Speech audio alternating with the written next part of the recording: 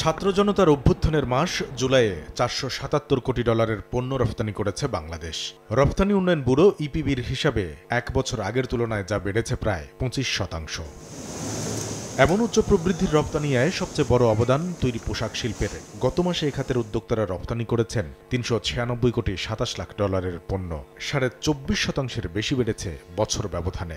9 মাস আগে গত বছরের অক্টোবরে প্রায় এমন উচ্চ প্রবৃদ্ধি দেখেছিল দেশের তৈরি পোশাক খাত।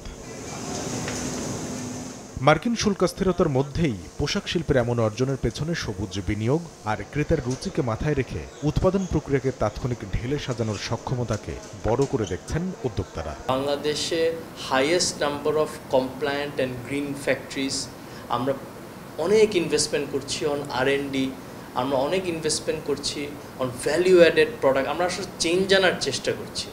সো এইসব পজিটিভ সেন্সে যখন একজন ক্রেতা যখন আমাদের দেশে আসে তখনই কিন্তু ফিল করে যে না, this is a special country. I think this is one of the কি রিজনস যে কারণে আমাদের আলহামদুলিল্লাহ সেক্টরটা এখনও গ্রোয়িং। তবে এই ফাস্ট ফ্যাশনের যুগে যখন কম সময়ে পণ্য সরবরাহের প্রতিযোগিতা বাড়ছে বিশ্বজুড়ে, তখন বাজার প্রতিযোগিতায় এগিয়ে থাকতে চট্টগ্রাম বন্দরের ধীরগতির বাধা দূর করার দাবি বিজিএমইএ এর। আমরা গুড কোয়ালিটি ম্যাটেরিয়াল যতদিন বানাতে পারবো আমরা বিশ্ববাজারে আমাদের অবস্থান থাকবে, সেটা হচ্ছে প্রাথমিক শর্ত, কোয়ালিটি। ইদানিং আমাদের খুব টেনশন হচ্ছে বিকজ চিটাং পোর্ট, আমাদের যে লজিস্টিক্স, এগুলো বেশ স্লো হয়ে গেছে। চিটাং পোর্ট কিন্তু একসময় খুব ভালো ছিল, 2 দিন 3 দিন টার্ন অ্যারাউন্ড টাইম, এখন চিটাং পোর্টে হচ্ছে 5 থেকে 6 দিন।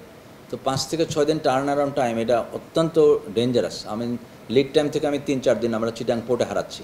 So that is not a very good idea. So আমাদের লজিস্টিক্স ইমপ্রুভ করতে হবে। এক বছর আগে 2024 সালের জুলাই মাসে পোশাক খাতের রপ্তানি আর প্রবৃদ্ধি ছিল মাত্র 2.89%।